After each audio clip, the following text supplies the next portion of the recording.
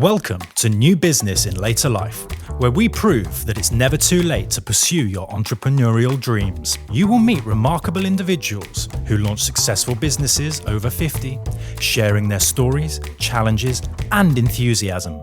Your host, Ildikó, is a former social housing professional, textile designer, and teacher who described herself as a life artist. She is now a property professional, business network host, and facilitator of the Encorepreneurs Club. Subscribe now to hear these inspiring stories every week.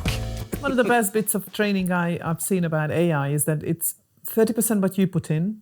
So you need to give it good prompts and a good baseline. 40% what it gives you, but then it's another 30% of what you make of it, rather than just take it as it comes. But a lot of it maybe even like a little bit more on prompts. And I am finding that as I'm learning to use it, indeed I'm finding it that the better the prompt, the better the questions. Can you ask me questions? I ask it. And then it comes back with questions where it's like, oh, I didn't actually think of that, or it makes me think further. So I know this is getting off subject a little bit, but I love this because of the AI thing. Yeah, go on. So we've got have you met Tia up in Exeter? No.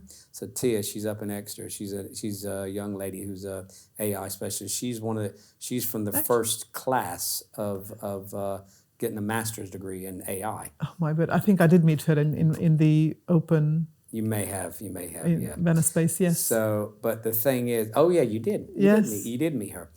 But I asked her this question that absolutely blew me away. Typical question that a lot of people of my age or any mature age would ask is, I said, oh, where do you see yourself? And I think I said like 3 years. I don't think I said 10 or anything. Like, oh, where do you see you and your business in 3 years? And it was like I'd held a gun to her head. The fear in her eyes were just like, because her brain was racing because with the AI, what they know or kind of learn every day, she just literally had to stop and say, I can't even think past 3 months because they just know how fast it's developing. That's frightening. I know it's frightening, but I could feel it. I mean, just her expression, right? And I asked those questions. She was like, I mean, you could just hear her. It's frightening and exciting. Now look. Last part on this, and I know this is a pipe dream, but you know what I'd love to happen with AI? I would love for humans, and this isn't going to happen because it's too much of a lovely, fluffy Easter bunny moment, but I'd love for humans to take AI and let it do all the donkey work that humans have been doing forever. And let's take that resource, that time, and even money and invest it back into humans.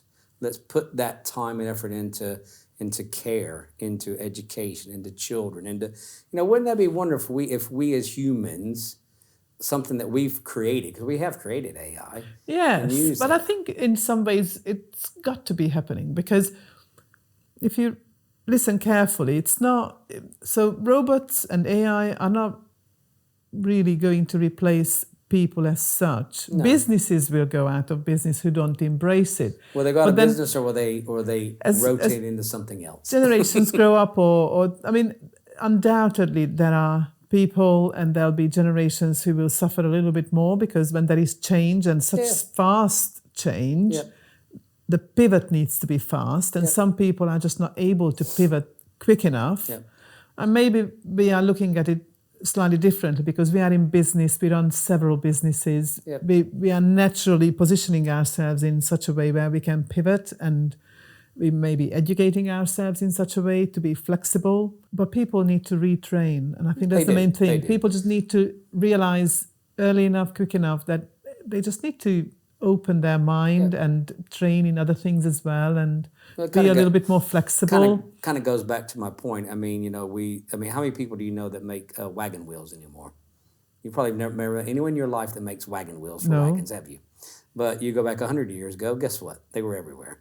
Or blacksmiths or whatever, all those type things. So you mean actual wagon wheels? I thought you meant the biscuit. Not the biscuit, an actual wooden wagon wheel to go onto a wagon absolutely. that a horse would carry and all these type of things. So we've already changed so many times already. But that same sort of thing, and that's kind of going back to my point is, those things such as, I don't know, I'm not trying to scare anybody with this, but, AI will more than likely before too long put call centers out of business, period, because It's not really. Ooh, not yes really. and no. Certainly reduce it a great deal because I mean even nowadays you go onto the robot chats. Yeah.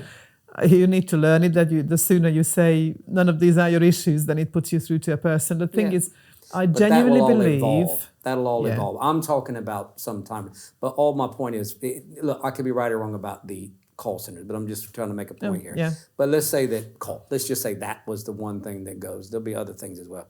But if that's 100,000 people worldwide, why can't we take those 100,000 people and put them into care? You know, and or something that would help humans.